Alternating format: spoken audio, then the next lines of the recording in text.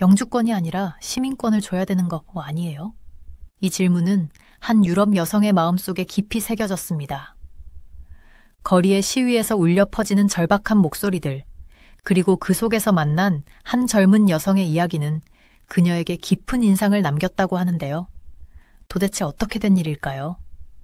오늘은 유럽 여성의 시각으로 바라보겠습니다.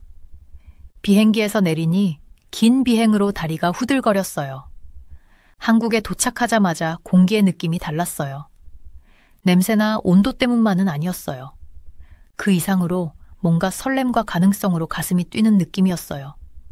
제 이름은 마리아 페르난데스예요. 스페인에서 교사로 일했었어요. 이제 은퇴했으니 세상을 보고 새로운 것들을 배우고 싶어서 한국에 오게 되었어요. 한국에 대해 항상 궁금했거든요. 몇십 년 만에 가난한 나라에서 부유한 나라로 성장했다는 이야기를 많이 들었는데 직접 보고 싶었어요. 공항을 걸으며 주위를 둘러보지 않을 수 없었어요. 모든 게 너무 현대적이고 깨끗해 보였어요. 벽은 반짝거리고 곳곳에 한국어와 영어로 정보가 나오는 스크린이 있었어요. 로봇이 사람들을 도와 길을 안내하고 있었어요. 마치 미래로 들어선 기분이었어요. 짐을 찾고 나서 출구로 향했어요. 제복을 입은 젊은 한국 여성분이 웃으며 기차로 가는 길을 가리켜 주셨어요. 제 서툰 한국어로 고맙다고 하자 그녀는 더 환하게 웃었어요. 기차는 제가 알던 기차와는 전혀 달랐어요. 너무 조용하고 부드러워서 움직이는지조차 느껴지지 않을 정도였어요. 창밖을 보니 논과 작은 마을이 지나갔어요. 그런데 큰 공장들과 높은 아파트들도 보였어요. 전통과 현대가 묘하게 섞여 있는 풍경이었어요. 서울에 가까워질수록 건물들은 더 높고 빽빽해졌어요. 이내 구름에 닿을 듯한 고층 건물들로 둘러싸였어요. 이렇게 큰 도시일 줄은 상상도 못했어요. 어디를 봐도 끝없이 도시가 펼쳐져 있었거든요. 기차에서 내려보니 조금은 어리둥절했어요. 너무 많은 사람들이 바쁘게 움직이고 읽을 수 없는 간판들이 많았어요. 하지만 심호흡을 하고 왜 이곳에 왔는지를 떠올렸어요. 모험을 원했고 그걸 딱 얻고 있었어요. 택시를 타고 호텔 주소를 보여주었어요. 도시를 달리며 창밖을 내다봤는데 수많은 불빛과 색들이 눈에 들어왔어요. 사람들은 여기저기서 빠르게 걸어 다니거나 오토바이를 타고 있었어요. 차 소리와 가게에서 나오는 음악 소리가 뒤섞여 있었죠. 하지만 이 현대적인 혼돈 속에서 한눈에 들어온 것이 있었어요. 바로 오래된 사찰이었어요. 곡선 지붕과 아름다운 그림이 그려진 평화롭게 서 있는 그 사찰은 마치 잊히지 않으려는 과거의 조각 같았어요. 그때 깨달았어요. 한국의 특별함은 미래로 향하는 곳일 뿐 아니라 과거와 미래가 공존하는 곳이라는 걸요. 사람들은 새로운 삶을 살면서도 자신의 뿌리를 잊지 않고 있었어요. 호텔에 도착했을 때는 피곤했지만 설렜어요. 이 멋진 도시를 탐험할 생각에 잠들기 전까지 웃음이 나왔어요. 오래된 사찰을 방문해 한국의 긴 역사를 배우고 싶었어요. 또 최신 기술을 보고 이 나라가 어떻게 이렇게 빠르게 변화했는지 알고 싶었어요. 무엇보다 사람들을 만나고 싶었어요. 그들의 이야기를 듣고 그들의 삶을 이해하고 싶었어요. 이렇게 빠르게 변하는 곳에서 사는 기분은 어떤지, 그들은 자신의 나라의 성장에 대해 어떻게 생각하는지, 그들이 가진 미래에 대한 꿈은 무엇인지 궁금했어요. 잠에 들며 웃음이 절로 나왔어요. 이건 단순한 휴가가 아니었어요. 발견의 여정이 될 거였어요. 한국에 대해, 그리고 어쩌면 제 자신에 대해서도 무엇을 배우게 될지 정말 기대가 됐어요. 내일은 이 새로운 나라에서의 첫 번째 날이 될 거예요. 어떤 일이 일어날지 전혀 모르지만 분명 모헤움이 될 거라는 건 확실했어요. 그런 행복한 생각을 하며 눈을 감고 다가올 신나는 날들을 꿈꾸며 잠에 들었어요. 둘째 날 아침, 저는 한국에서의 하루를 일찍 시작했어요. 호텔방 창문 너머로 햇빛이 조금씩 들어오기 시작했을 때 오늘도 이 멋진 나라를 더 탐험할 생각에 가슴이 뛰었어요. 간단하게 아침을 먹고 경복궁으로 향했어요. 아침 공기가 시원하고 상쾌하더라고요. 길을 걸으면서 거리의 청결함이 눈에 들어왔고 사람들이 분주히 움직이는 모습도 보였어요. 어떤 사람들은 현대적인 옷을 입었고 또 다른 사람들은 전통 의상인 한복을 입고 있어서 멋졌어요. 경복궁에 도착했을 때 저는 정말 놀랐어요. 궁전이 어마어마하게 크더라고요. 곡선이 아름다운 다채로운 지붕이 동화 속 한 장면 같았고 그 뒤로는 높이 솟은 현대적인 빌딩들이 함께 보였어요. 마치 두 개의 다른 세계가 동시에 존재하는 느낌이었어요. 저는 궁궐에 대해 더 알고 싶어서 투어 그룹에 합류했어요. 우리 가이드는 지수라는 친절한 한국 여성분이었어요. 지수는 경복궁이 600년 전에 지어졌다고 설명해줬어요. 그 시절의 생활이 어떨지 상상해봤어요. 지수는 우리를 왕이 중요 인물들을 만났던 대전으로 데려갔고 창문으로 들어오는 햇빛의 황금빛 왕좌가 반짝이는 모습이 정말 인상적이었어요. 궁전 구석구석을 돌아다니다가 저는 한국 학생들로 보이는 아이들, 무리를 봤어요. 아마 11살에서 12살쯤 되어 보였는데 마치 제가 가르치던 학생들 같더라고요. 그들의 가이드는 에너지가 넘쳤고 저도 가까이 가서 이야기를 들어봤어요. 그 가이드는 한국의 역사에 대해 설명하고 있었어요. 불과 70년 전 한국은 매우 가난한 나라였다고 하더라고요. 전쟁으로 도시들이 파괴되고 음식도 돈도 부족했대요. 하지만 그 이후로 한국은 놀라운 변화를 겪었다고 탐함해요. 한국 사람들은 열심히 일했고 공장을 세워 다른 나라에 물건을 팔기 시작했대요. 또 모든 아이들이 학교에 가서 공부할 수 있도록 했죠. 이 이야기를 들으며 저는 정말 놀랐어요.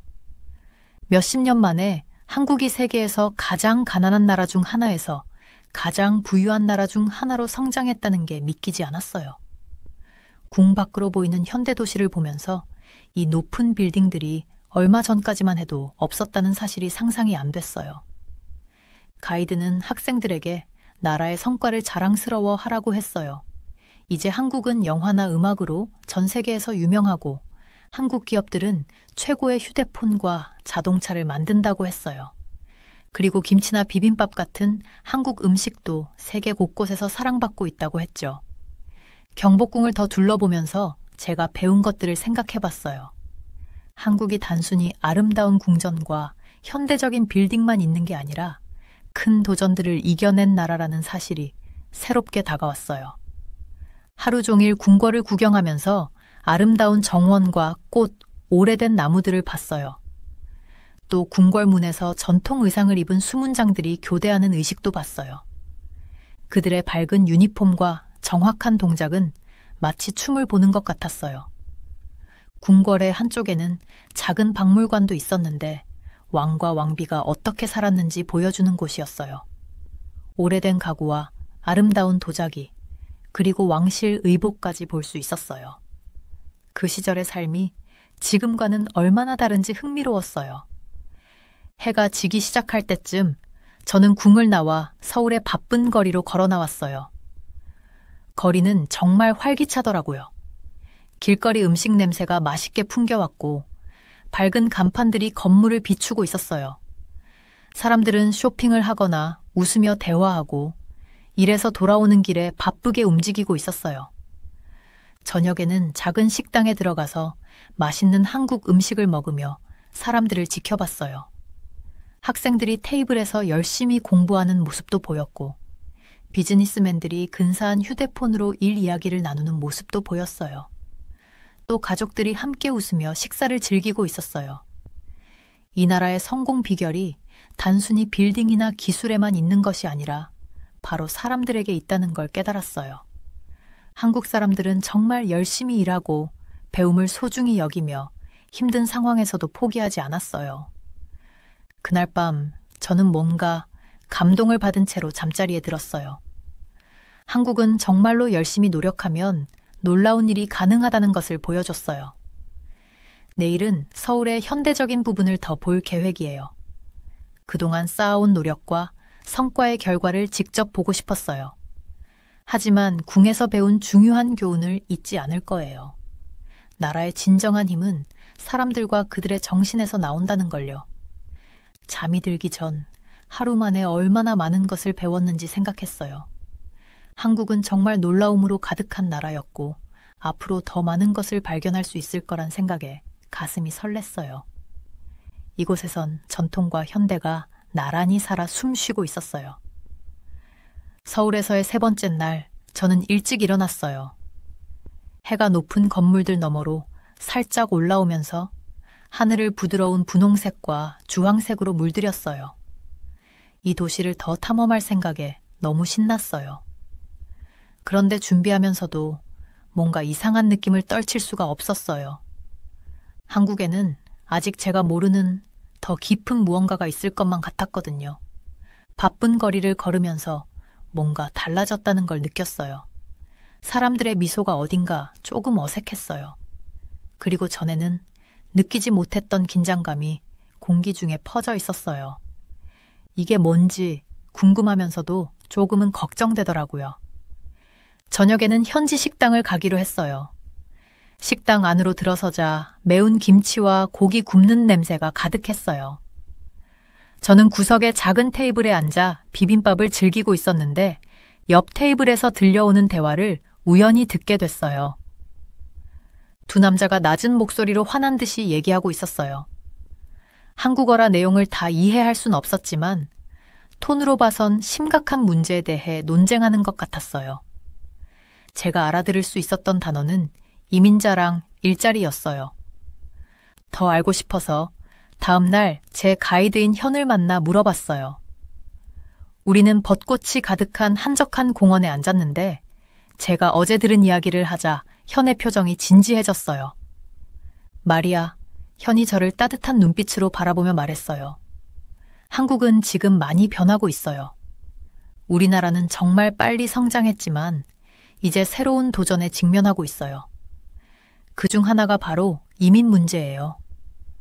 현은 많은 동남아시아 사람들이 한국에 일자리를 찾아오고 있다고 설명했어요. 그들 중 일부는 합법적으로 들어온 게 아니었고, 그래서 문제가 생기고 있다고 했어요.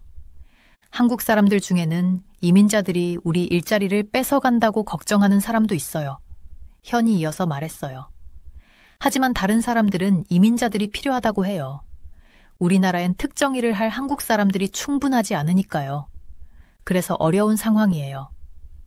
저는 이 이야기를 듣고 스페인에서 있었던 비슷한 논쟁이 생각났어요. 어디에서나 이민 문제는 어려운 주제인 것 같았어요. 현은 최근 정부가 많은 불법 이민자들을 본국으로 돌려보냈다고 말했어요.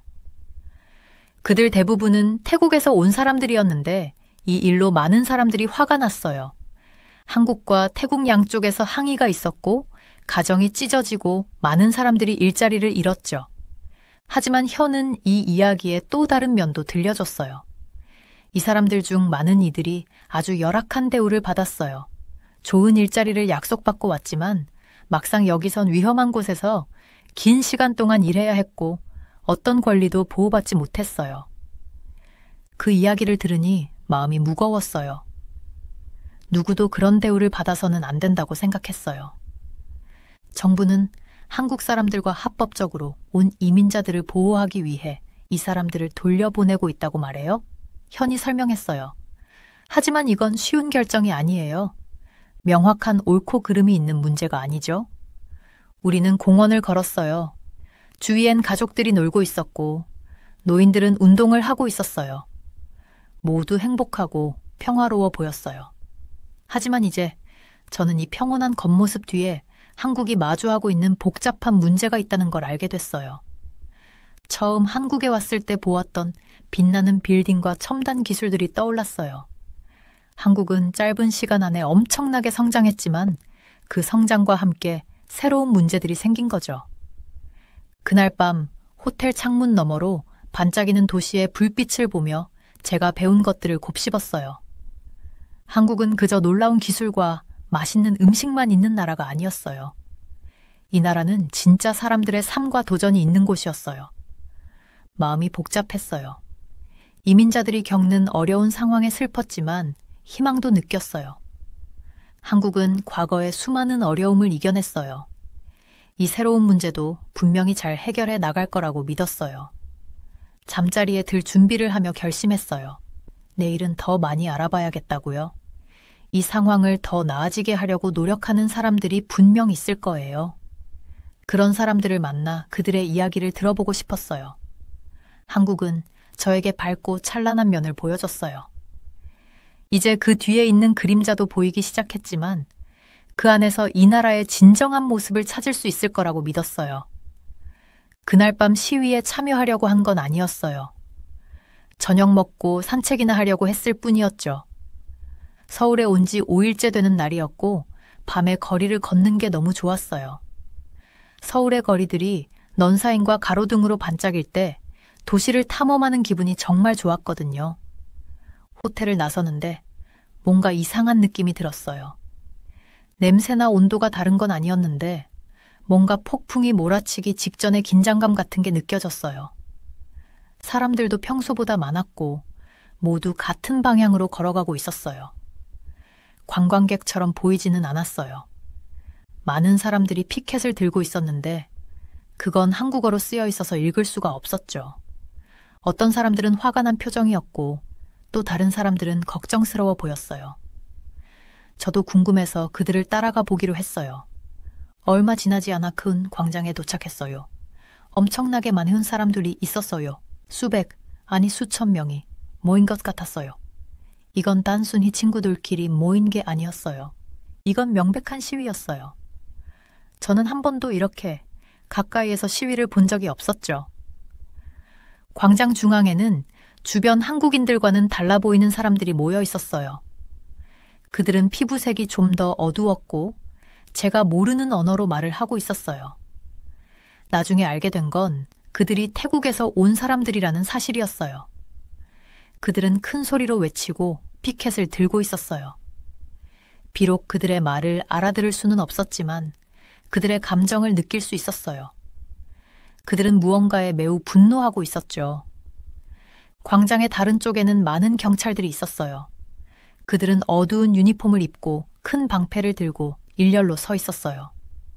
움직이지는 않았지만 그들의 눈은 모든 사람들을 예의주시하고 있었죠. 저도 긴장됐어요.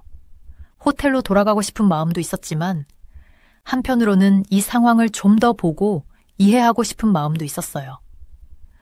갑자기 큰 소리가 들렸어요. 팡! 그 다음엔 쉭 하는 소리.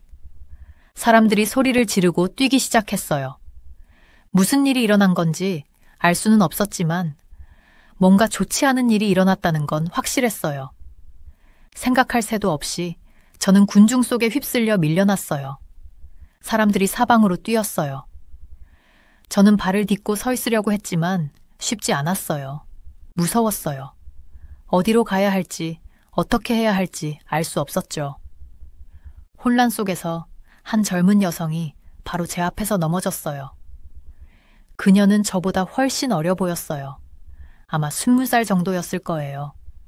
그녀는 태국 시위대 중 한 명이었어요. 피켓을 떨어뜨리고 울고 있었죠. 저는 아무 생각 없이 그녀에게 손을 내밀었어요. 그녀의 손을 잡고 일으켜 세웠어요. 그녀는 겁에 질린 커다란 눈으로 저를 바라봤어요. 우리는 서로의 언어를 모르지만 굳이 말이 필요하지 않았어요. 우리는 이곳에서 벗어나야 한다는 걸 서로 알고 있었죠. 우리는 함께 거리를 달렸어요. 뒤에서는 계속해서 소리가 들렸고 공기 중에는 이상한 냄새가 가득했어요. 제 눈이 따갑고 목이 칼칼해졌어요. 나중에 알게 된 건 경찰이 시위를 해산시키기 위해 최루탄을 사용했기 때문이었어요. 우리는 더는 뛸 수 없을 때까지 달렸어요. 마침내 우리는 조용한 골목길에 다다랐고 거기서 숨을 고르며 둘 다 바닥에 주저앉았어요. 심장은 너무 빨리 뛰어서 마치 가슴 밖으로 튀어나올 것 같았죠. 그렇게 앉아있는데 그 젊은 여성이 다시 울기 시작했어요. 서로 말을 할 수는 없었지만 저는 그녀의 어깨를 감싸며 위로해 주었어요. 그녀는 정말 무서워 보였고 외로워 보였어요. 잠시 후 친절해 보이는 한국인 남성이 우리를 발견했어요. 그는 조금은 영어와 태국어를 할 줄 알았어요. 그 남성이 우리 사이에서 통역을 해주었죠. 그녀의 이름은 노이였고 그녀는 저에게 자신의 이야기를 들려주었어요. 노이는 일을 찾기 위해 한국에 왔다고 했어요. 그녀는 태국에 있는 가족들에게 돈을 보내고 싶었죠. 하지만 그녀가 기대했던 대로 일이 풀리지 않았어요. 그녀가 일하던 사람들은 그녀를 아주 부당하게 대했죠. 긴 시간 동안 일을 시키고도 충분한 임금을 주지 않았어요. 노이는 경찰이 자신을 태국으로 돌려보낼까봐 두려워하고 있었어요. 노이의 이야기를 들으며 저는 슬프고 혼란스러웠어요. 자신을 떠나 낯선 나라에 온 그녀가 얼마나 용감한지 생각하게 됐죠. 그리고 지금 그녀가 얼마나 두려울지 상상할 수 있었어요. 제가 그녀를 도울 수 있기를 바랐지만 어떻게 해야 할지 몰랐어요. 그 친절한 한국 남성은 노이를 안전한 곳으로 데려다 주겠다고 했어요. 떠나기 전 노이는 저를 꽉 안아주었어요. 비록 짧은 시간 동안만 알게 된 사이였지만 저는 그녀와 연결된 느낌이 들었어요. 노이가 괜찮아지기를 간절히 바랐어요. 그날 밤 호텔로 돌아오는 길, 제 머릿속은 온통 생각으로 가득했어요. 저는 한국의 역사와 문화를 배우기 위해 이곳에 왔어요. 하지만 이제 이 나라에 대해 훨씬 더 배워야 할 게 많다는 걸 깨달았죠. 그 시위는 제가 한국에서 보지 못했던 한 단면을 보여주었어요. 노이와 그녀와 같은 사람들에 대해 생각했어요. 더 나은 삶을 찾아 한국에 왔지만 그곳에서 문제를 만난 사람들이었죠. 경찰은 질서를 유지하려고 애쓰지만 항상 최선의 방법은 아닌 것 같았고 한국인들은 빠르게 변하는 그들의 나라에서 어떻게 살아가야 할지 고민하는 것 같았어요. 호텔 침대에 누웠지만 잠들 수 없었어요. 시위의 소리와 모습들이 계속 머릿속을 떠나지 않았어요. 그날 밤 제가 본 장면들은 아마 영원히 제 마음속에 남을 것 같았어요.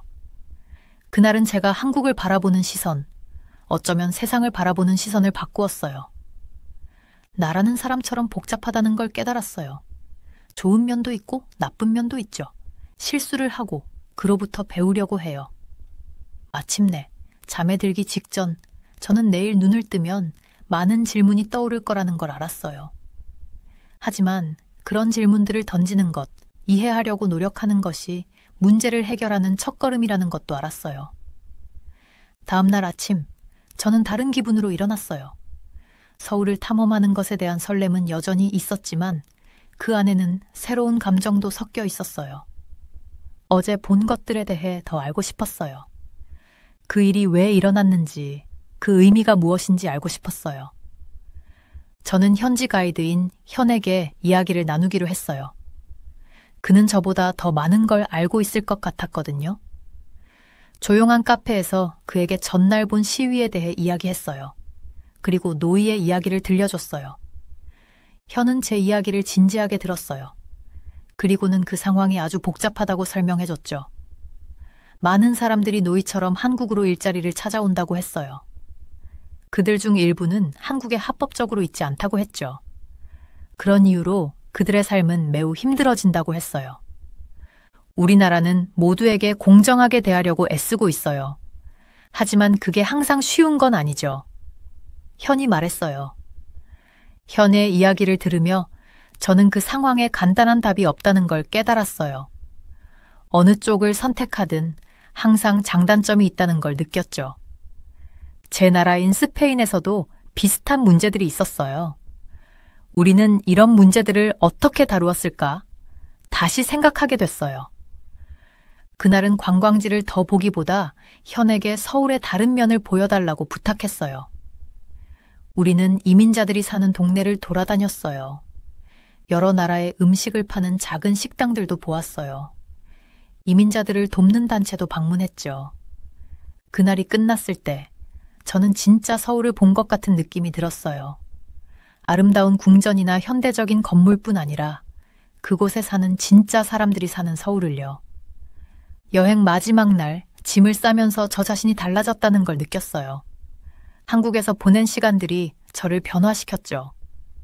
호텔 침대에 앉아서 그동안 보고 배운 것들을 떠올렸어요. 처음 한국에 왔을 때는 높은 건물들과 최신 기술에 놀랐어요. 그런데 이제는 이 나라에 그 이상의 것이 있다는 걸 깨달았어요.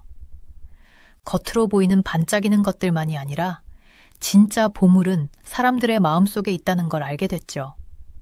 특히 시위의 밤이 기억에 남아요. 무서웠지만 많은 것을 배웠어요. 더 나은 삶을 꿈꾸며 한국으로 온 사람들이 얼마나 힘들게 사는지를 직접 봤죠. 그날 만났던 태국 여성, 노이의 슬픈 눈빛과 이야기들이 제 마음에 남아 있어요. 하지만 그 후에 만난 친절한 사람들도 떠오르네요. 저를 안내해줬던 현이 있었어요. 한국이 직면한 큰 문제들을 이해할 수 있게 도와줬죠. 완벽하지는 않지만 많은 사람들이 더 나은 미래를 위해 노력하고 있다는 걸 알게 되었어요. 비영리 단체 사무실을 방문했던 것도 인상 깊었어요.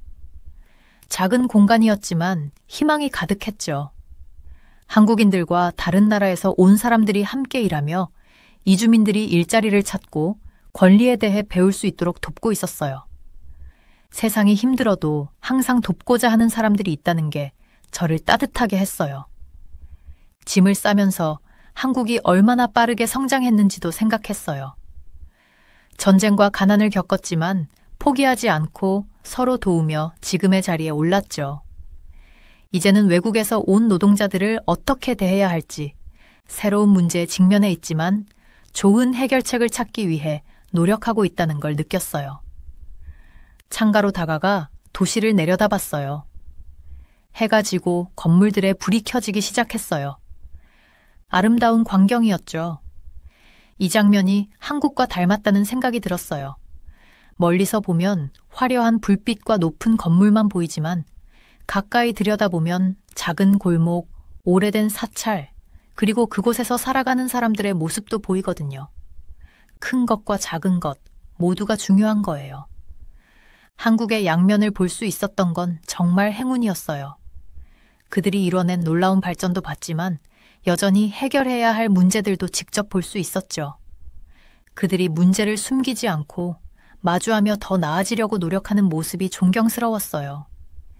짐을 다 싸고 나서 스페인에 돌아가면 친구들에게 한국에 대해 뭐라고 말할지 생각했어요. 한국은 더 나아지기 위해 끊임없이 노력하는 나라라고 말해줄 거예요. 과거를 소중히 여기면서도 미래를 향해 나아가는 나라. 문제를 피하지 않고 배우고 성장하려고 한다고요. 이번 여행이 저를 어떻게 변화시켰는지도 생각했어요. 처음에는 단순히 흥미로운 곳들을 보고 배우는 여행일 거라고 생각했죠. 그런데 훨씬 더 많은 것을 얻고 돌아가게 됐어요. 새로운 친구도 생겼고 새로운 이해도 얻었으며 세상을 보는 새로운 관점도 가지게 되었어요. 거울을 보며 마지막으로 제 얼굴을 들여다봤어요. 똑같은 얼굴이지만 그 눈은 많은 것을 본 눈이었어요. 한 곳을 제대로 이해하려면 처음 보이는 것만으로는 부족하다는 걸 배웠어요. 사람들과 이야기하고 그들의 이야기를 듣고 그들의 삶을 이해하려고 노력해야 한다는 걸 깨달았죠. 호텔을 나서면서 감사한 마음이 들었어요. 이 멋진 나라를 방문할 기회를 얻게 된 것도, 많은 사람들과 그들의 이야기를 나눈 것도, 그리고 많은 것을 배울 수 있었던 것도 모두 감사했어요. 스페인에 돌아가면 제 나라를 바라보는 시선도 달라질 것 같아요. 신문 헤드라인 뒤에 숨겨진 이야기를 찾아보고 어려운 문제들도 양쪽의 입장에서 이해하려고 노력할 거예요. 그리고 모든 곳, 모든 사람에게는 그들만의 강점과 약점이 있다는 걸 기억할 거예요. 공항으로 가는 택시가 도착했어요. 서울의 거리를 마지막으로 지나가면서 미소를 지었죠. 한국은 저에게 단순한 여행 이상의 것을 주었어요. 세상을 보는 새로운 시각을 선물해줬죠. 그게야말로 제가 집으로 가져갈 가장 소중한 기념품이었어요. 저는 비행기에서 내렸어요. 긴 비행 끝에 다리가 후들거렸죠. 서울의 공기는 뭔가 달랐어요. 상쾌하면서도 가능성으로 가득 찬 느낌이었어요. 제 이름은 알렉스예요. 이제 28살인데 인생에서 가장 큰 결정을 내린 순간이었어요. 런던에서의 직장을 그만두고 한국에서 꿈을 쫓기로 했거든요. 인천국제공항은 정말 크고 현대적이었어요. 모든 것이 반짝이고 새 것 같았죠. 한국어와 영어로 된 표지판들이 방향을 알려주었어요. 짐 찾는 곳으로 가면서 설렘과 두려움이 뒤섞인 기분을 느꼈어요. 어깨에 걸린 기타 케이스는 무겁게 느껴졌어요. 그 안에는 제가 가장 소중하게 여기는 기타가 들어있었죠. 한국 음악씬에서 성공의 열쇠가 되기를 바랐던 악기였어요. 짐이 나올 때까지 기다리며 다른 여행객들을 둘러봤어요. 가족들이 재회하는 모습, 비즈니스맨들이 바쁘게 지나가는 모습, 여러 언어로 흥분하며 떠드는 관광객들이 보였어요. 드디어 낡은 파란색 여행 가방을 발견했어요. 짐을 집어들고 출구로 향했죠. 자동문이 열리면서 습한 공기가 한꺼번에 몰려왔어요. 서울에 온 걸 환영한다라고 저 자신에게 속삭였어요. 택시를 잡으려고 했는데 운전기사 아저씨와 소통하는 게 조금 어려웠어요. 기사님은 친절한 얼굴을 가진 나이, 지긋한 분이셨는데 성함은 김씨라고 소개하셨어요. 도심으로 향하는 동안 창밖 풍경에 놀랄 수밖에 없었어요. 고대 사원과 궁궐들이 높은 빌딩들 옆에 나란히 서 있었거든요. 제가 책에서 읽었던 바로 그 옛날과 현대가 공존하는 한국이었어요. 김씨 아저씨가 제가 신기해하는 걸 눈치채셨어요. 한국 처음이죠? 라고 서툰 영어로 물어보셨어요. 제가 고개를 끄덕이자 아저씨는 미소를 지으셨어요. 저 건물 보세요. 라며 커다란 유리 건물을 가리키셨죠. 내가 젊을 때 저기 다 농지였어요. 지금은 큰 회사가 있죠. 한국 정말 빨리 변해요. 저는 정말 흥미롭게 이야기를 들었어요. 김씨 아저씨는 어떤 가이드북에서도 얻을 수 없는 역사 수업을 해주셨죠. 아저씨는 자신의 평생 동안 서울이 얼마나 변했는지, 그리고 한국이 어떻게 몇십 년 만에 가난한 나라에서 세계 경제 강국 중 하나로 성장했는지를 말씀해 주셨어요. 제가 새로 이사 온 동네 홍대에 가까워질수록 거리는 점점 더 붐볐어요. 젊은이들로 가득 찬 인도와 카페와 클럽에서 흘러나오는 음악 소리. 제가 여기 온 이유가 바로 이거였죠. 이 활기찬 음악씬의 일부가 되고 싶었어요. 김씨 아저씨는 제 새 아파트 건물 앞에 차를 세우셨어요. 한국에 온 걸 환영해요. 라며 요금을 지불하는 저에게 말씀하셨어요. 행운을 빌어요. 저는 감사 인사를 하고 그분이 떠나는 걸 지켜봤어요. 그러고 나서 제 새로운 집을 마주했어요. 아파트 건물은 화려하지는 않았지만 깔끔하고 잘 관리된 것 같았어요. 깊게 숨을 들이쉬고 여행 가방을 끌면서 안으로 들어갔어요. 제 아파트는 5층에 있었어요. 작지만 아늑한 공간이었죠. 작은 주방, 욕실, 그리고 침실과 거실 역할을 할 메인방 하나. 가장 마음에 들었던 건 아래로 북적이는 거리가 내려다 보이는 작은 발코니였어요. 빨리 짐을 풀었어요. 빨리 주변을 탐험하고 싶었거든요. 하지만 그 전에 해야 할 일이 있었어요. 기타를 꺼내 발코니에 앉아 연주를 시작했어요. 익숙한 코드들이 도시의 소음과 어우러졌죠. 자동차 경적, 사람들의 대화, 멀리서 들려오는 음악 소리. 제 옛 삶과 새로운 삶이 완벽하게 섞여드는 순간이었어요. 연주를 하면서 앞으로 다가올 모든 도전들에 대해 생각했어요. 새로운 언어를 배우고 새로운 문화를 이해하고 경쟁이 치열한 음악씬에 발을 들이는 것. 쉬운 일은 아니겠지만 기타를 치며 서울을 내려다보는 그 순간 어떤 일이든 해낼 수 있을 것 같았어요. 해가 지고 있었어요. 하늘은 아름다운 주황색과 분홍색으로 물들었죠. 도시의 불빛들이 하나둘 켜지기 시작했어요. 이게 바로 시작이었어요. 제 한국 모험의 시작. 앞으로 무슨 일이 일어날지 알 수 없었지만 그걸 알아가는 게 기대됐어요. 밤이 깊어가며 몇 곡을 더 연주했어요. 아래 거리에는 저녁 식사나 술 한잔하러 나온 사람들로 더 붐비기 시작했어요. 그 에너지가 전염되는 것 같았어요. 그 모든 것의 일부가 되는 게 너무나 기다려졌어요. 내일부터는 이 새로운 동네를 탐험할 예정이었어요. 하지만 지금은 잠이 필요했어요. 도심의 소음이 제 자장가가 되어주었어요. 잠들기 전 마지막 생각은 내가 정말 여기 있어. 서울에. 내 모험이 시작됐어. 몇 주가 순식간에 지나갔어요. 저는 서울의 음악씬에 빠져 있었거든요. 매일 몇 시간씩 녹음실에서 시간을 보냈고 밤이 되면 언더그라운드 클럽들을 탐방했어요. K-팝부터 전통 한국 음악까지. 그리고 그 사이의 모든 소리들을 흡수하며 지냈죠. 흥미진진하면서도 한편으로는 압도당하는 기분이었어요. 어느 날 밤 저는 홍대의 작은 클럽에 있었어요. 공기는 연기와 소주의 냄새로 가득했고 스피커에서 울려 퍼지는 베이스가 제 가슴을 진동시켰어요. 그때 지훈을 만났어요. 지훈은 음악에 맞춰 고개를 끄덕이고 있었고 눈을 감고 있었어요. 곡이 끝나자 그는 저를 향해 돌아서서 미소를 지었어요. 여기 처음이죠? 그는 완벽한 영어로 물었어요. 저는 고개를 끄덕이며 자기소개를 했어요. 지훈은 자신이 음악 프로듀서라고 말해줬어요. 우리는 음악에 대해 이야기하기 시작했는데 그는 음악에 대해 정말 많이 알고 있다는 걸 바로 느낄 수 있었어요. 뭔가 연주해봐요. 지훈이 제 등 뒤에 있던 기타를 가리키며 말했어요. 잠시 망설이다가 저는 기타를 꺼냈어요. 제가 연주를 시작하자 클럽 안은 조용해졌어요. 저는 전통적인 영국 포크 멜로디에 현대적인 팝 비트를 섞었어요. 연주가 끝났을 때 클럽은 박수갈채로 가득 찼어요. 지훈의 눈은 커졌어요. 정말 대단해요.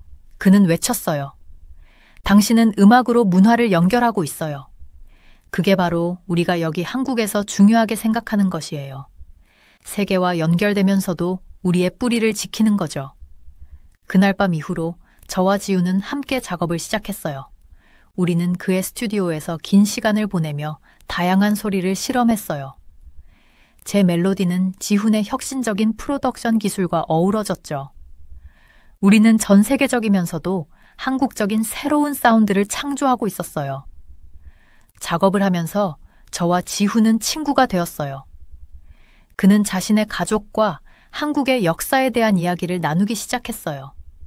어느 저녁 녹음을 잠시 쉬며 지훈은 아버지에 대해 이야기하기 시작했어요. 우리 아버지는 정부에서 일하셨어요. 지훈은 부드러운 목소리로 말했어요. 아버지는 평생 동안 북한과의 관계를 개선하기 위해 노력하셨죠.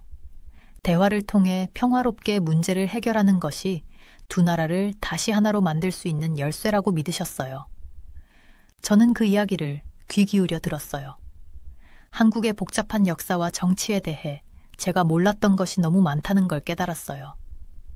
지훈의 말은 어려운 상황에서도 항상 평화를 위해 노력하는 한국의 모습을 그려줬어요. 우리의 음악은 서울에서 인기를 끌기 시작했어요. 사람들은 우리의 독특한 사운드에 공감하는 것 같았어요. 팬들이 늘어날수록 저는 점점 더 한국의 이야기 속으로 빠져들었어요. 그것은 결코 포기하지 않고 과거를 존중하면서도 미래를 바라보는 나라의 이야기였어요. 이제 지훈과의 작업은 단순히 음악을 만드는 것을 넘어섰어요. 그것은 한 문화, 한 역사, 그리고 한 민족을 이해하는 것이었죠. 매일매일 저는 한국에 대해 새로운 것을 배우고 있었어요.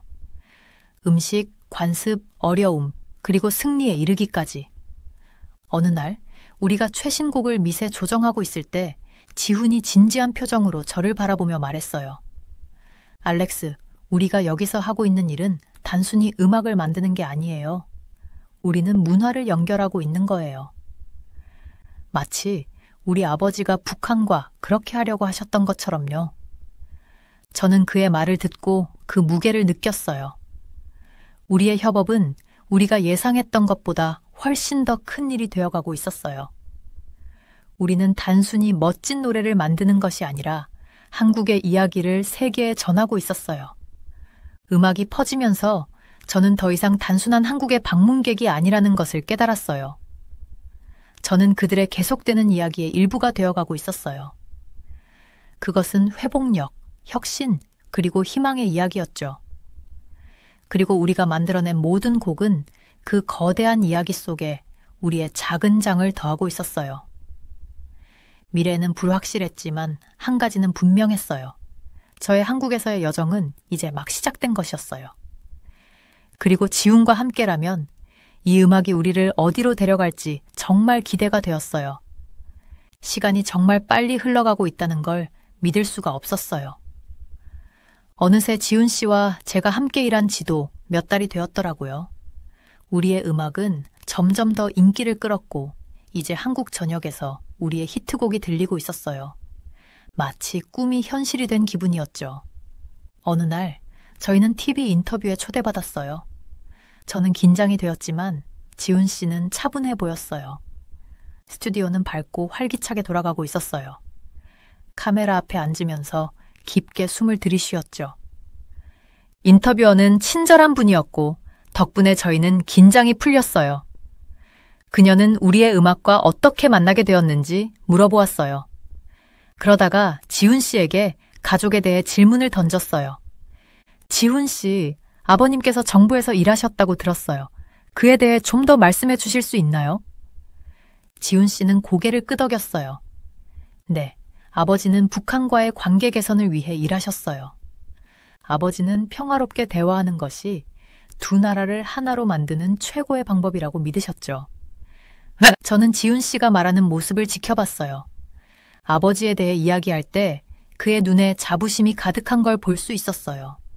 그때 저는 한국의 역사와 정치에 대해 배울 것이 더 많다는 걸 깨달았어요. 인터뷰어는 앞으로 몸을 기울였어요. 아버님께서 하신 일은 정말 중요한 일이었어요. 그것이 당신이 음악에 어떤 영향력을 주었나요? 지훈 씨는 잠시 멈추고 신중하게 답변을 생각하는 듯 했어요. 아버지는 저에게 진정한 강함은 불가능해 보일 때에도 평화를 추구하는 것에서 나온다고 가르치셨어요. 지훈 씨가 말했어요.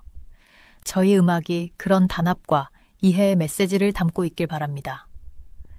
저도 고개를 끄덕이며 그의 말에 감동을 받았어요. 저희 음악에 이렇게 깊은 의미가 담겨 있는 줄은 몰랐거든요. 그때 갑자기 인터뷰어의 표정이 변했어요. 흥분한 듯 하면서도 약간 긴장한 모습이었죠. 지금 막 속보가 들어왔습니다. 그녀가 말했어요. 몇 년 전 지훈 씨의 아버님께서 관여하셨던 비밀 임무에 대한 정보가 공개되었습니다. 스튜디오가 조용해졌어요. 저도 긴장된 공기를 느낄 수 있었어요. 인터뷰어는 얼마 전에 공개된 정부 문서에 대해 설명했어요. 그 문서에는 지훈 씨의 아버님께서 북한으로 비밀리에 다녀온 내용이 담겨 있었어요. 그 임무는 위험한 군사 상황을 막아냈다는 것이었죠. 저는 지훈 씨를 바라봤어요. 그의 얼굴에는 충격과 놀라움이 섞여 있었어요. 이 사실을 전혀 몰랐던 것이 분명했죠. 지훈 씨, 이 임무에 대해 알고 계셨나요? 인터뷰어가 조심스럽게 물었어요. 지훈 씨는 천천히 고개를 저었어요. 아니요, 전혀 몰랐어요. 그의 목소리는 거의 속삭이듯 작았어요. 저는 친구를 위로해주고 싶었지만 무슨 말을 해야 할지 몰랐어요.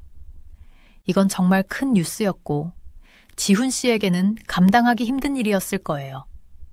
인터뷰어는 계속해서 임무에 대한 세부 사항을 전했어요. 그녀가 말하는 동안 저는 지훈 씨를 지켜봤어요. 그는 매우 차분하게 앉아 있었고 모든 것을 받아들이는 듯 했어요. 그의 마음속에 무슨 생각이 들었을지 저는 상상조차 할 수 없었어요. 인터뷰가 끝난 후 저희는 아무 말 없이 스튜디오를 나왔어요. 우리가 방금 알게 된 사실의 무게가 우리 사이에 가득 찬 듯 했죠. 괜찮아요? 스튜디오 밖으로 나오며 제가 조심스럽게 물었어요. 지훈 씨는 저를 바라보았고 그의 눈에는 많은 감정이 담겨 있었어요. 잘 모르겠어요. 그가 솔직하게 말했어요.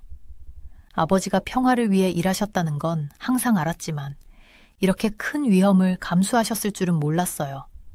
받아들이기가 좀 힘드네요. 저는 이해하며 고개를 끄덕였어요. 아버님은 진정한 영웅이신 것 같아요. 제가 말했어요. 지훈 씨는 살짝 미소 지었어요.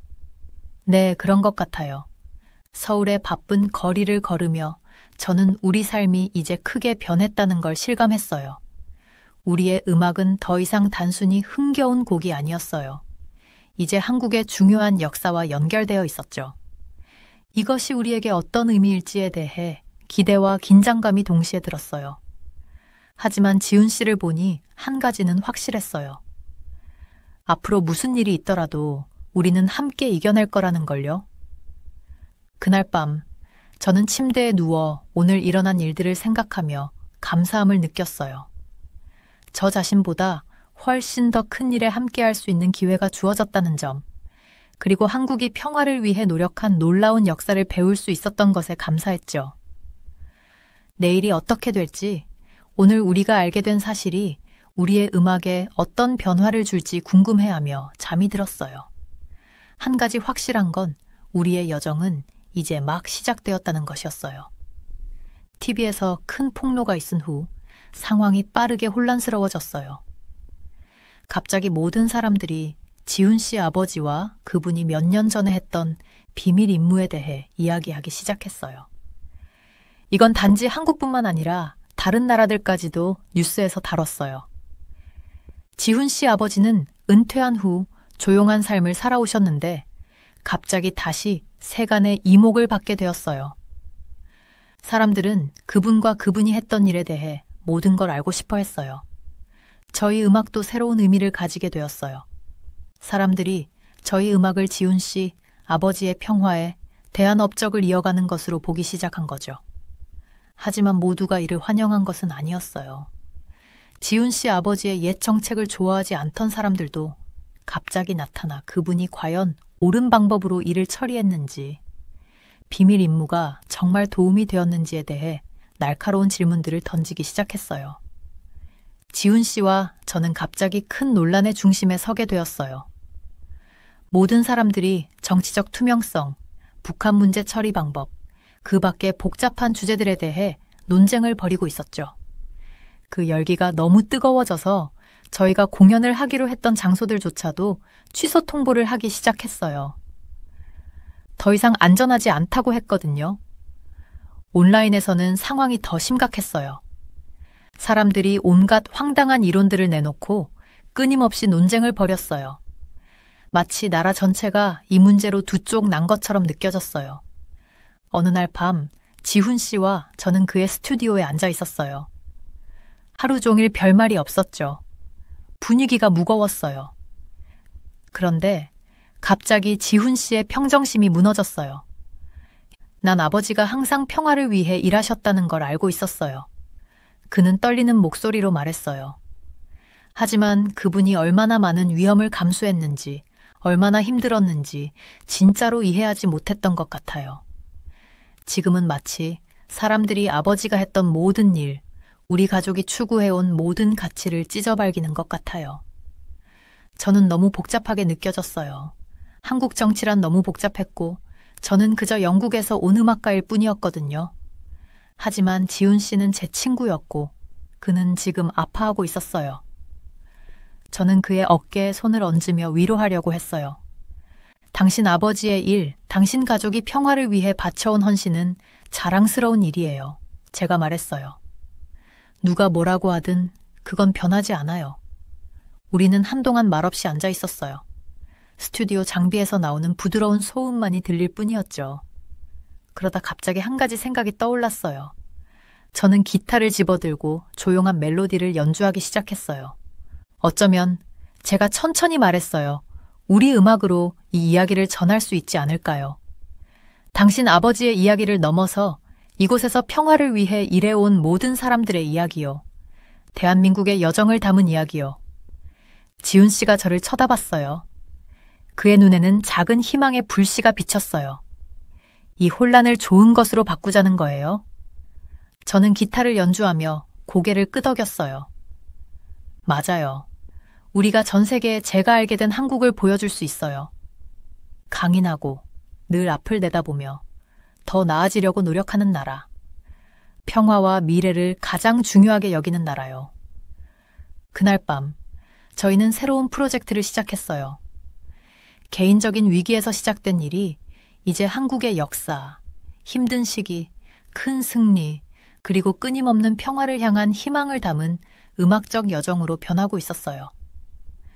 우리는 밤새 작곡하고 연주했어요. 마치 무언가 큰 일을 해내는 기분이었죠. 사람들이 한국을 더 잘 이해하고 어쩌면 서로를 더 가까이 하게 만들 수 있는 그런 기회를 잡은 것 같았어요. 해가 떠오를 때쯤 저는 지훈 씨를 바라봤어요.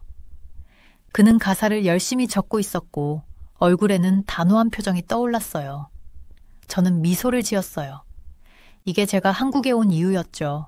의미 있는 음악을 만들기 위해서요. 이제 저희는 그 일을 해낼 기회를 얻게 된 거예요.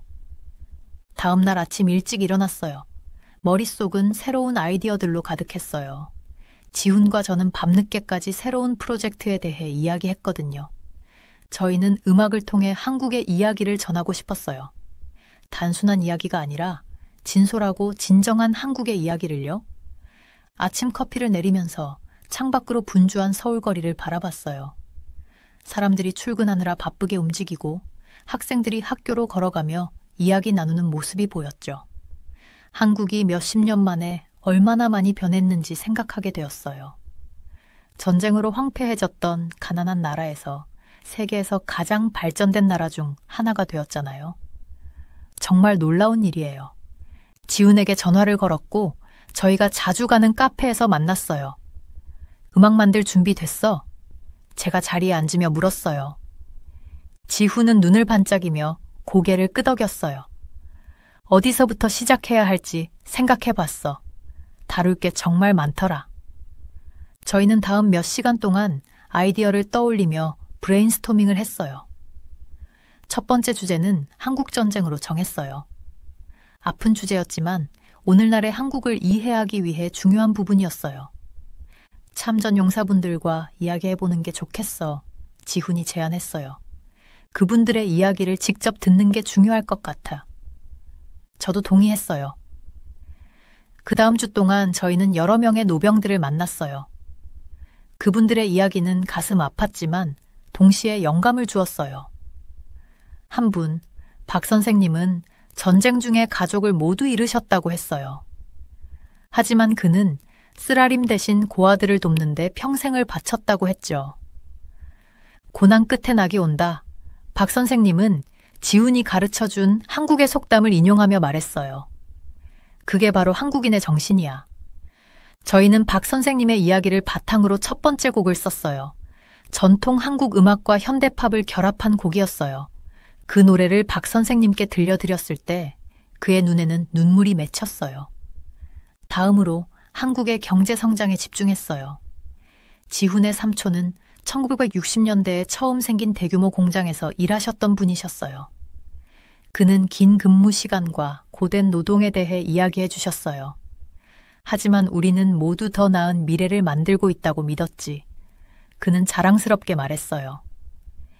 이 시기를 다룬 저희의 노래는 힘차고 에너지가 넘쳤어요. 그 시대의 정신을 반영하고 싶었거든요. 저희는 공장 기계 소리도 리듬의 일부로 사용했어요. 작업을 하면서 저는 한국에 대해 정말 많은 것을 배웠어요. 이 나라는 정말 많은 도전들을 극복해 왔더라고요. 가난에서 번영으로, 독재에서 민주주의로. 항상 쉬운 여정은 아니었지만 한국 사람들은 결코 포기하지 않았어요.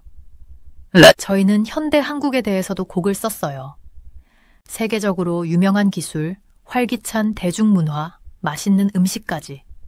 한국이 어떻게 세계적인 리더가 되었는지, 그리고 여전히 고유의 전통을 지키고 있는지를 보여주고 싶었어요. 어느 날, 녹음 중에 지훈의 아버지가 스튜디오를 방문하셨어요. 저희 노래를 들으시며 고개를 끄덕이셨죠. 정치가 할 수 없는 일을 음악은 할 수 있지. 그가 저희가 다 끝났을 때 말씀하셨어요. 음악은 사람들의 마음을 움직일 수 있거든. 아마 너희의 노래가 한국을 이해하는데 외교관보다 더 큰 역할을 할 수 있을 거야. 그 말씀이 저에게 깊이 남았어요. 저희 프로젝트가 단순한 음악 이상이라는 것을 깨달았죠. 이건 한국의 이야기를 세상에 전하는 방법이었어요. 앨범이 점점 완성되어 갈수록 저희는 주목받기 시작했어요. 지역 라디오 방송국에서 저희 노래를 틀어주기도 했고 대학이나 문화센터에서 공연 요청도 받았어요. 사람들이 저희 음악과 예상치 못한 방식으로 연결되는 것 같았어요. 젊은 한국인들은 자국의 역사에 자부심을 느낀다고 했고, 연세가 많은 분들은 추억이 떠오른다고 하셨어요. 한국에 사는 외국인들조차 저희 음악이 한국을 이해하는 데 도움이 되었다고 말했어요. 어느 날 작은 콘서트가 끝난 후 한 어린 소녀가 저희에게 다가왔어요. 너희 음악을 듣고 할머니한테 전화를 했어요.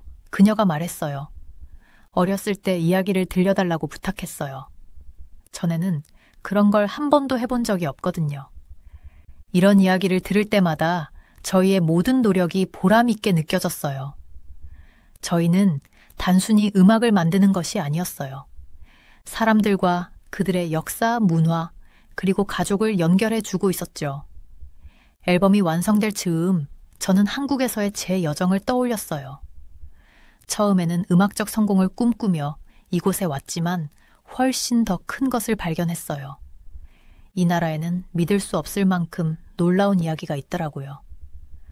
고난과 승리, 전통과 혁신의 이야기요. 그리고 이제 저희는 그 이야기를 음악을 통해 세상에 전하고 있었어요. 그건 흥미롭고 겸손해지게 만드는 동시에 약간 두렵기도 했어요. 하지만 무엇보다도 이 일이 제가 해야 할 일이라는 생각이 들었어요. 저희의 앨범 고요한 아침의 나라에서의 하모니는 단순한 노래 모음이 아니었어요. 한국의 과거와 현재를 아우르는 음악적 여정이었고 저의 한국에서의 여정이 담긴 이야기이기도 했어요. 앨범 발매를 준비하면서 저는 자부심을 느꼈어요. 저희가 만든 음악이 자랑스러웠고 전하는 이야기가 자랑스러웠으며 한국에 끝나지 않은 이야기의 일부가 된 것이 자랑스러웠어요.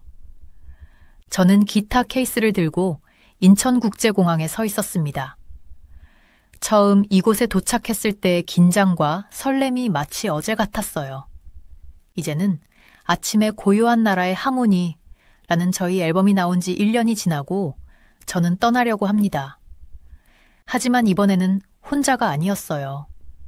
지훈이 제 옆에 있었고 저희는 세계 투어를 떠나는 중이었거든요. 비행기를 기다리며 그동안 일어났던 모든 일이 떠올랐습니다. 처음에는 저 혼자 새로운 나라에서 모험을 시작한 거였는데 어느새 그것은 훨씬 더 큰 일로 발전했어요. 저는 단순히 음악에서 성공을 찾은 게 아니었어요. 어느새 한국의 문화와 가치를 알리는 뜻밖의 홍보대사가 되어 있었어요. 지훈이 제 생각을 끊었어요. 있잖아, 그가 말했어요. 우리 아버지가 항상 하시던 말씀이 있어. 진정한 문화 간의 이해는 정치가 아니라 공유된 경험과 감정을 통해 이루어진다고. 우리 음악이 바로 그걸 이룬 것 같아. 저는 고개를 끄덕이며 전 세계 청취자들로부터 받은 편지와 메시지들을 떠올렸어요. 사람들은 저희 앨범이 한국을 바라보는 시각을 바꿨다고 써 보내주셨어요. 한국의 역사와 문화를 더 알고 싶어졌다는 이야기도 있었죠. 우리 음악이 그렇게 큰 영향을 미칠 줄은 몰랐어. 제가 지훈에게 말했어요. 처음 여기 왔을 때는 그저 제 꿈을 쫓는 것뿐이었는데 이제는 우리가 더 큰 무언가의 일부가 된 것 같아. 지훈이 미소를 지었어요. 그게 바로 음악의 매력이 아닐까? 우리는 이야기를 전하려 했고 그 과정에서 우리도 그 이야기의 일부가 된 거야. 비행기에 탑승할 때 저는 강한 사명감을 느꼈어요. 저는 음악적인 성공을 꿈꾸며 한국에 왔지만 그보다 더 귀중한 것을 얻고 떠나고 있었죠. 한국의 회복력, 발전을 향한 헌신, 그리고 평화를 향한 끊임없는 희망에 대한 깊은 감사였어요. 한국에서 배운 교훈들은 이제 제 안에 녹아들었어요. 전쟁의 잿더미에서 다시 일어선 한국의 능력, 민주주의를 성공적으로 받아들인 과정, 그리고 전통과 혁신을 조화롭게 유지하는 것, 이 모든 것들이 더 이상 우리 음악의 주제일 뿐만 아니라 이제 제가 세상과 나누고 싶은 이야기였어요. 비행기가 이륙할 때 저는 창밖으로 반짝이는 서울의 풍경을 내려다보며 미소를 지었어요. 이 아침의 고요한 땅에서 저는 단순한 성공이 아니라 제2의 고향과 사명을 찾았어요. 무슨 생각해? 지훈이 제 표정을 보고 물었어요. 여기서 배운 것들을 생각하고 있어. 제가 대답했어요. 처음에는 단지 음악을 만들러 온 줄 알았는데 한국에서 훨씬 더 많은 것을 배웠어. 예를 들면 지훈이 질문했어요. 잠시 생각한 후 말했어요. 인내의 중요성을 배웠지. 전쟁 이후에 나라를 재건하고 어떤 도전이 와도 계속 앞으로 나아가는 너희 나라를 보면서, 그리고 평화로운 대화의 가치도. 그것이 아무리 어려워 보여도 말이야. 또 전통을 존중하면서도 미래를 받아들이는 방식 말이야. 지훈이 고개를 끄덕였어요. 우리는 가끔 그런 것들을 당연하게 여기곤 해. 내 시선에서 보면 흥미로울 것 같아. 그래서 우리 음악이 중요한 것 같아. 제가 말했어요.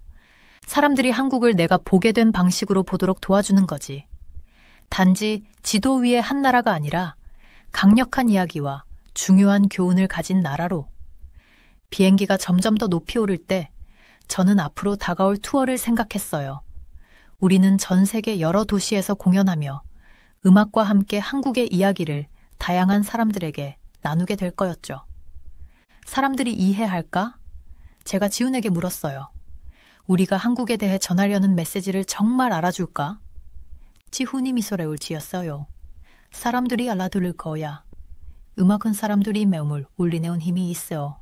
말로만 할 수 없는 것들을 표현할 수 있지.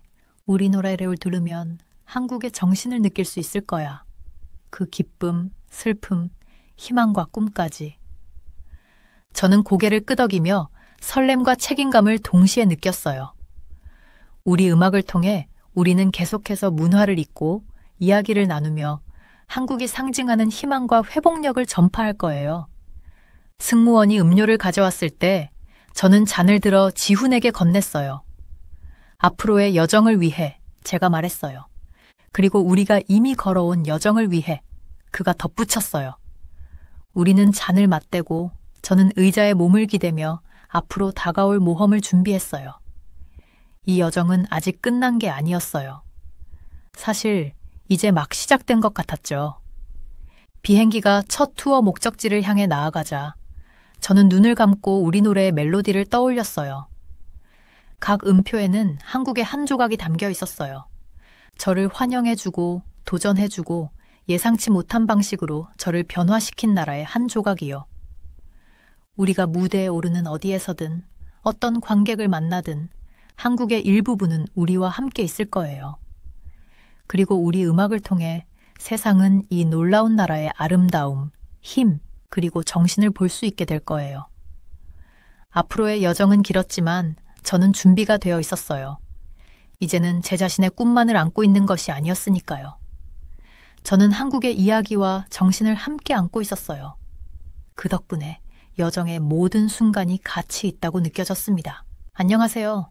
제 이름은 에마 비앙카라고 합니다. 제가 컴퓨터 화면을 멍하니 쳐다보고 있었어요.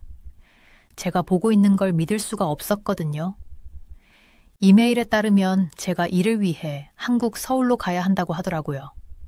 이탈리아 출신의 27살 건축가인 제가 에마 비앙카가 아시아로 가야 한다니요. 제 일이 이렇게 멀고 낯선 곳으로 저를 데려가리라고는 결코 생각하지 못했어요.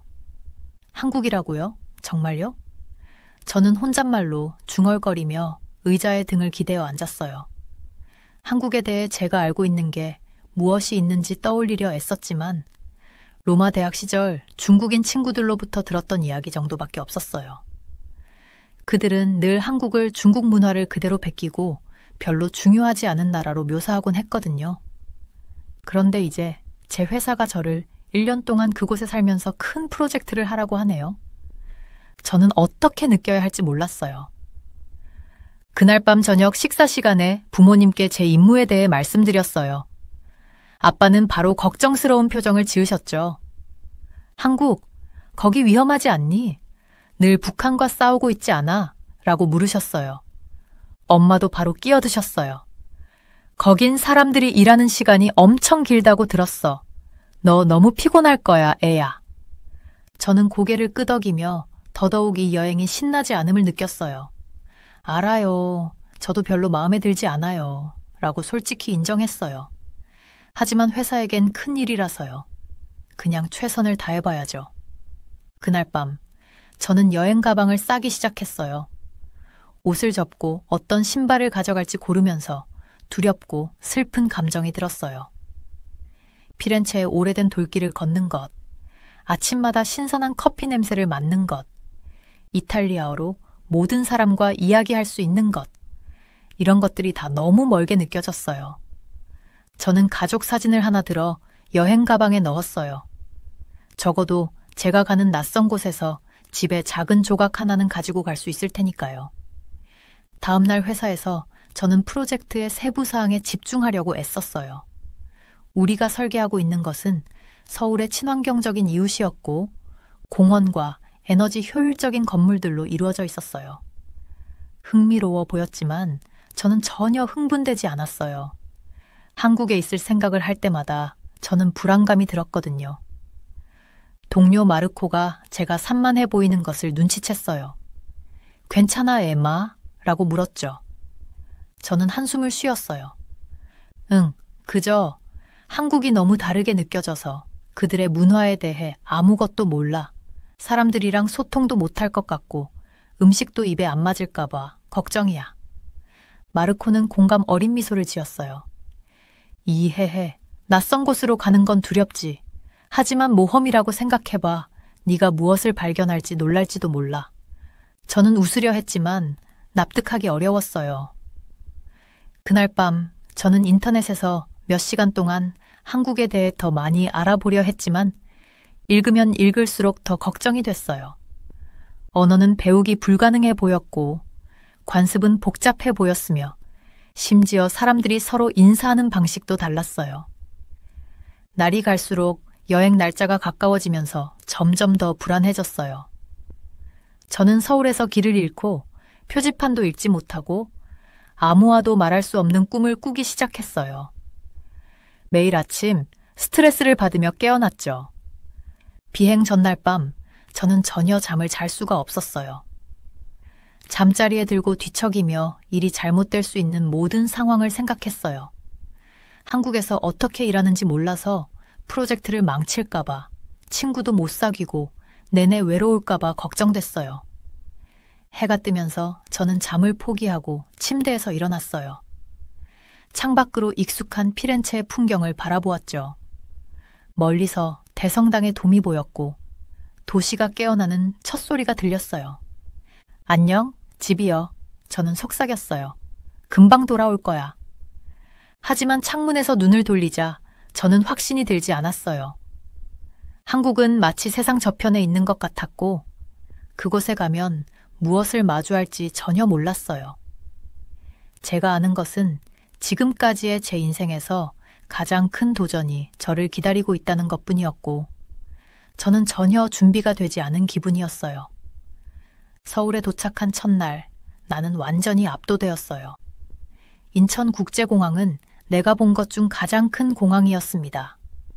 모든 것이 빛나고 현대적이었어요.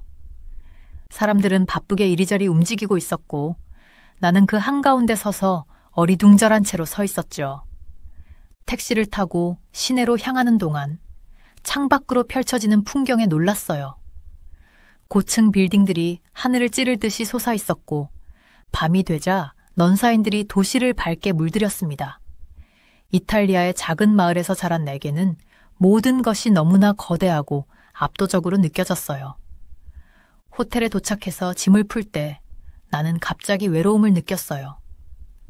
나는 이탈리아어나 영어로 말을 걸 사람이 아무도 없다는 것을 깨달았습니다. TV를 켰지만 모든 채널이 한국어였어요. 이해할 수 없는 언어가 들리니 더욱 고립된 느낌이 들었죠. 다음 날 아침 나는 용기를 내어 호텔 밖으로 나갔어요. 아침 식사를 하기 위해 근처 카페를 찾아 들어갔는데 메뉴판을 보고 당황했어요. 모든 것이 한글로 쓰여 있었고 그림도 없었거든요. 결국 무작정 가리키며 주문을 했는데 다행히 맛있는 김치찌개가 나왔어요. 하지만 이런 식으로 매번 주문할 수는 없다고 생각했죠. 그 주 내내 나는 문화 충격을 겪었어요. 사람들이 지하철에서 핸드폰을 보며 조용히 있는 모습, 길거리에서 볼 수 있는 신기한 음식들, 그리고 어디를 가든 들리는 K-팝 음악까지. 모든 것이 새롭고 낯설었어요. 회사에서의 첫날은 특히 힘들었어요. 동료들은 친절했지만 의사소통이 어려웠어요.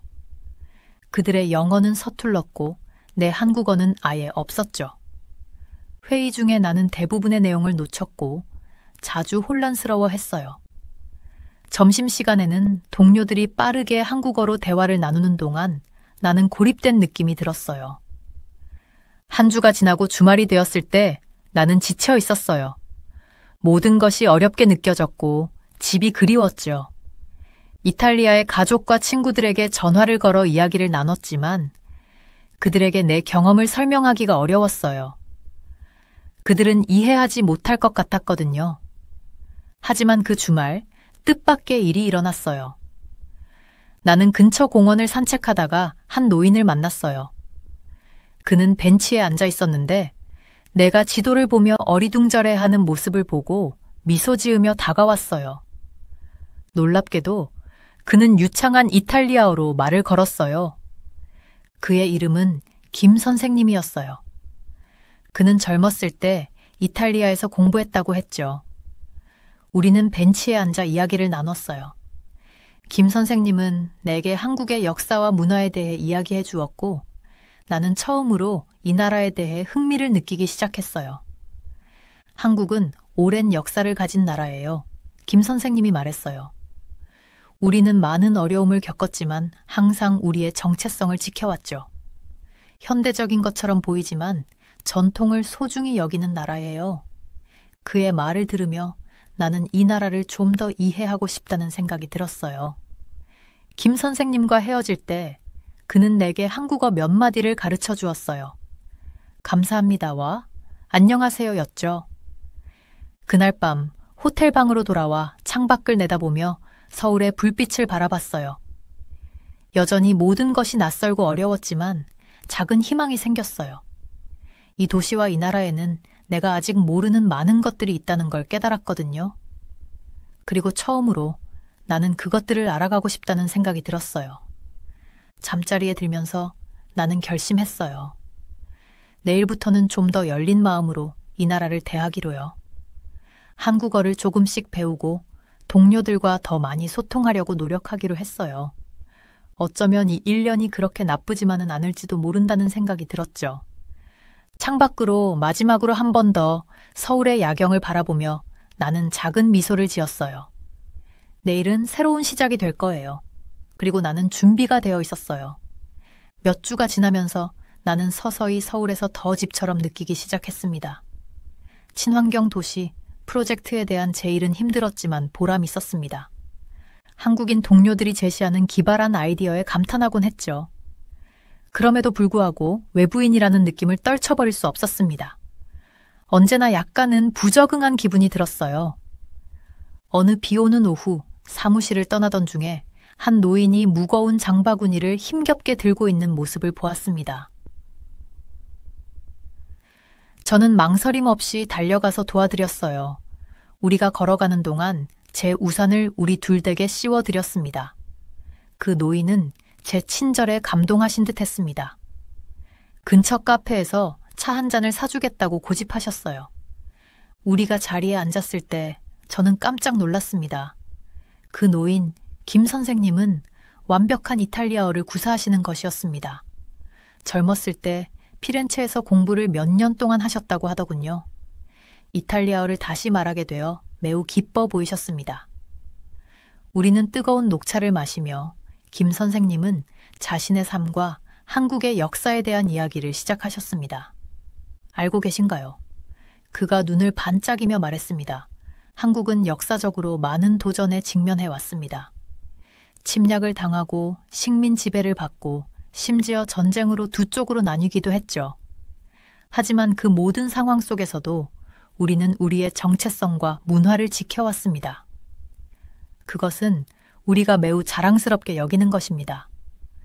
저는 김 선생님이 한국의 과거를 생생하게 묘사하시는 것을 매료되어 들었습니다. 그는 한국의 고대 왕국들에 대해 일본의 지배해서 겪었던 고통, 그리고 참혹한 한국 전쟁 이후 나라가 어떻게 다시 일어섰는지에 대해 이야기하셨습니다. 이야기가 하나씩 펼쳐질수록 저는 한국에 대한 이전의 생각이 무너지는 것을 느꼈습니다. 그런데 중국은요? 저는 망설이며 물었습니다. 항상 한국 문화가 중국 문화를 그냥 베낀 것이라는 이야기를 들었어요. 김 선생님은 부드럽게 미소 지으셨습니다. 아, 많은 사람들이 그렇게 생각하죠. 하지만 사실은 그렇지 않아요. 맞아요.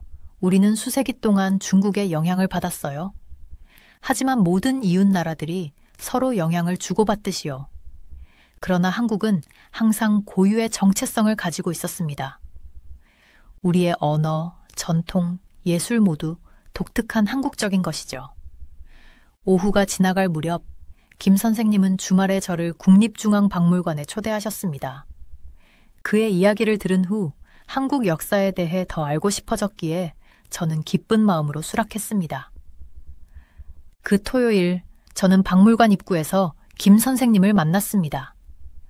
건물은 거대하고 현대적이었고 안에 있는 고대 유물들과 큰 대조를 이루고 있었습니다.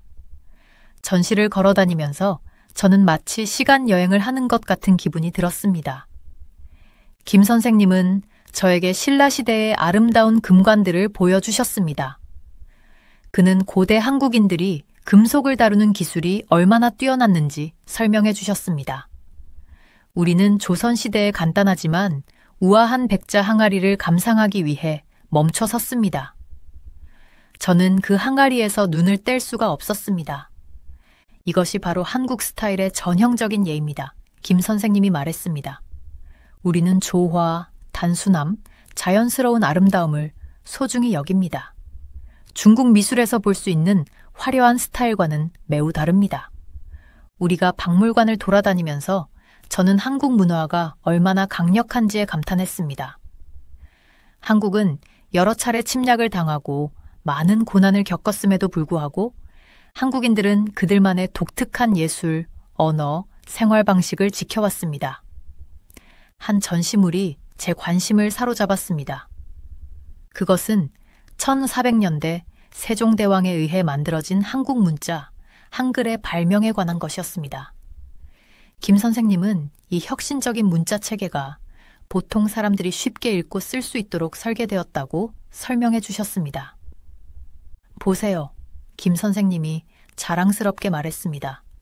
이런 혁신이 한국을 특별하게 만드는 것이죠. 우리는 중국 문자를 그냥 사용한 것이 아니라 우리 언어의 소리에 완벽하게 맞는 독특한 문자 체계를 만든 것입니다. 저는 매우 흥미로웠습니다. 문자 체계가 처음부터 만들어진 것도 처음 들어본 것이었고 그것이 사용자들에게 맞게 이렇게 신중하게 설계된 것도 놀라웠습니다. 한국 역사와 업적에 대해 내가 얼마나 무지했는지 깨달았습니다. 박물관을 나설 때 저는 배운 모든 것에 머리가 어지러웠습니다. 제가 발견한 한국은 제가 상상했던 것보다 훨씬 더 복잡하고 흥미로웠습니다. 저는 다른 사람들이 말한 것과 고정관념을 바탕으로 얼마나 빨리 이 나라를 판단했는지에 대해 조금 부끄러움을 느꼈습니다. 그날 밤 침대에 누워 저는 김 선생님이 보여주신 모든 것에 대해 계속 생각했습니다. 저는 이탈리아와 한국의 차이에 너무 집중한 나머지 이 나라의 놀라운 것들을 놓치고 있었다는 것을 깨달았습니다. 이제부터는 열린 마음으로 한국을 진정으로 경험하고 단지 내가 기대했던 것만 보는 것이 아니라 진짜로 이 나라를 느껴보기로 다짐했습니다. 다음 날 직장에서 저는 한국인 동료들을 다르게 보기 시작했습니다. 그들을 멀고 이해하기 어려운 사람들로 보기보다는 그들의 개성과 강점을 알아보기 시작했습니다. 저는 그들이 문제를 해결하는 방식, 제가 생각하지 못했던 창의적인 해결책을 찾는 방법을 점점 더 감탄하게 되었습니다. 몇 주가 지나면서 저는 동료들과 더 많이 소통하려고 노력했습니다. 그들에게 기본적인 한국어 표현을 가르쳐 달라고 요청하고 그들의 직장 밖의 삶에도 관심을 보였습니다. 놀랍게도 그들은 저에게 그들의 문화를 나누고 싶어 했습니다. 그들은 저에게 새로운 음식을 시도해보라고 초대하고 서울에서 그들이 좋아하는 장소를 추천하고 제가 이해하지 못하는 관습들을 인내심 있게 설명해 주었습니다. 천천히 그러나 확실히 제가 스스로 쌓아 올린 벽이 무너져가는 것을 느꼈습니다.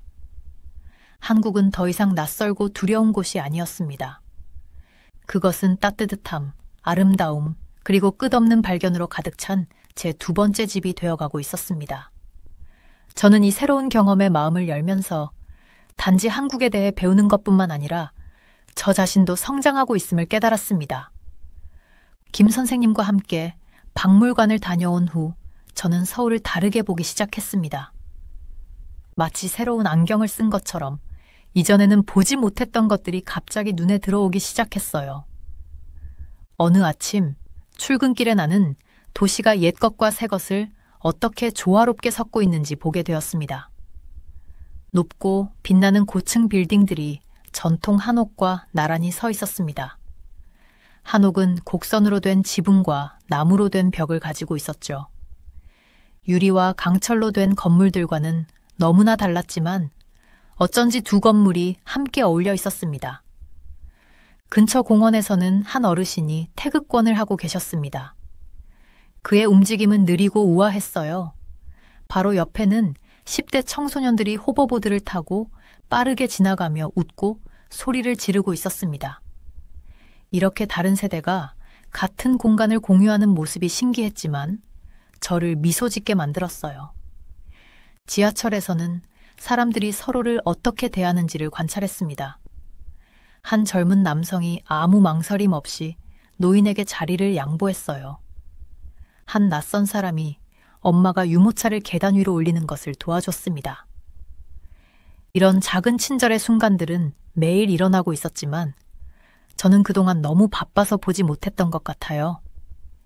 직장에서는 한국 동료들과 더 많이 소통하려고 노력하기로 했습니다.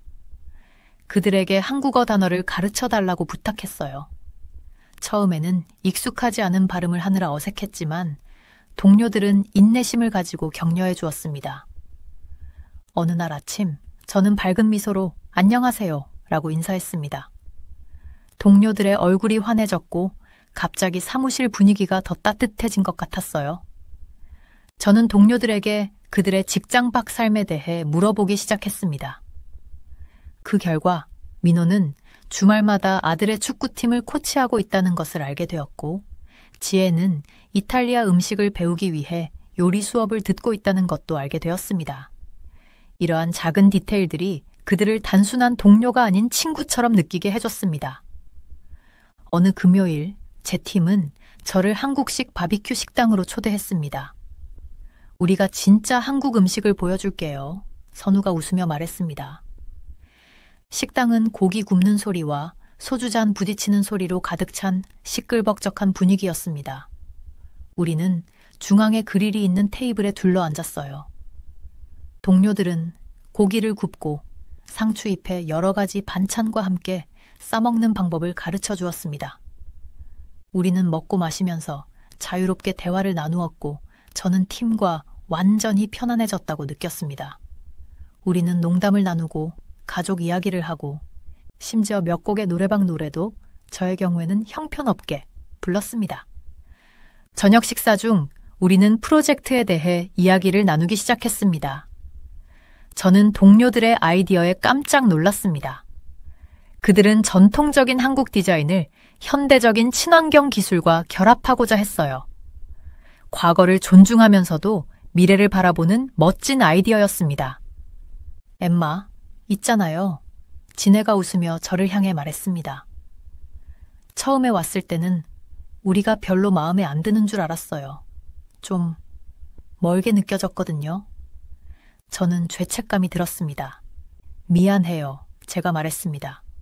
모든 것이 너무 다르게 느껴져서 아마 겁이 났던 것 같아요. 지네는 제 손을 가볍게 두드렸습니다. 우리는 이해해요. 하지만 이제 당신이 우리 음식을 즐기고 한국어를 배우려는 모습을 보니 기쁩니다. 당신이 여기 있어줘서 기뻐요. 그녀의 말은 저를 깊이 감동시켰습니다.